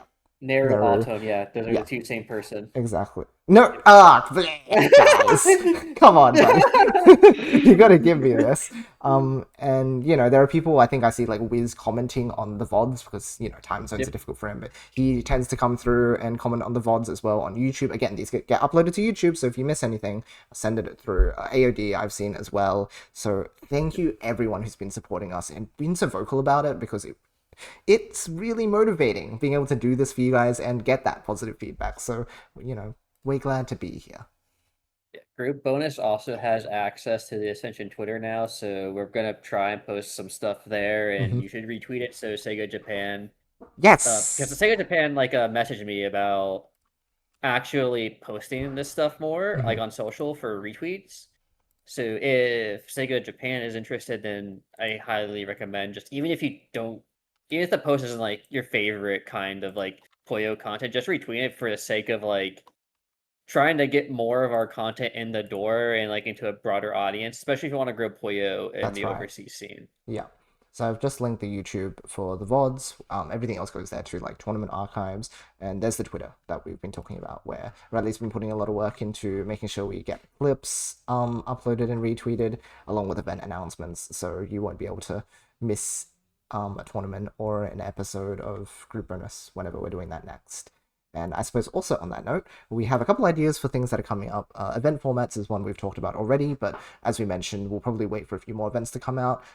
But because this was one of those big topics and more serious ones, I think our next sort of more casual side is looking at something like how Sega in the background, if you are in the PGRS community server or whatever they call it, you might notice that they've been putting a lot of emphasis on growing the scene, specifically at the moment through VTubers and Thailand, and they're doing a lot of collaborations and things like that. So I think that might be an interesting thing to tackle, because those are moves that Sega's officially making right now, and honestly, I don't think many of us are very aware of what that looks like or what the growth is actually looking like either. So maybe we'll do a bit of investigating, and then we can get back to you guys with another episode on what is going on there. Yeah. I know there's a lot. We'll hold them so we don't commit to anything or get people's hopes up. Yeah. So for now, I think that does it for us on Group Bonus. Thank you everyone for watching, and thank you all so much for the support. We will see you probably sometime next month after we get some more planning done.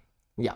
Look forward to it. Thanks, Void, for coming along too. Yeah, thank you, Void. Yeah, thanks for having me here, guys. It was fun. Time flies, I didn't even notice that it's been 2 hours almost. Yeah. Great. Yeah. Can't wait to see here. what other quirky individuals you get in this podcast Look to share forward to their it. Nice. Nice. And generate drama. Oh yeah, And Twitter Dude, clips. there's so much stuff to clip here now. Yeah. All right. Yoshi said what about 110 in the Yoshi PGRS saying finals? void. No! My legacy will be 110. Yoshi retired. 4K. Oh. That's what I want to see. I don't want to see that. I'll prove you guys Yoshi wrong. says Riley's a top player, better than Hiku and Dan. That's crazy. Smiles. All right, end episode. All Thank you right. for watching. Bye See you bye. next time. Same place, same time. We'll announce it on Ascension. All right. Bye, everyone. Bye, gamers.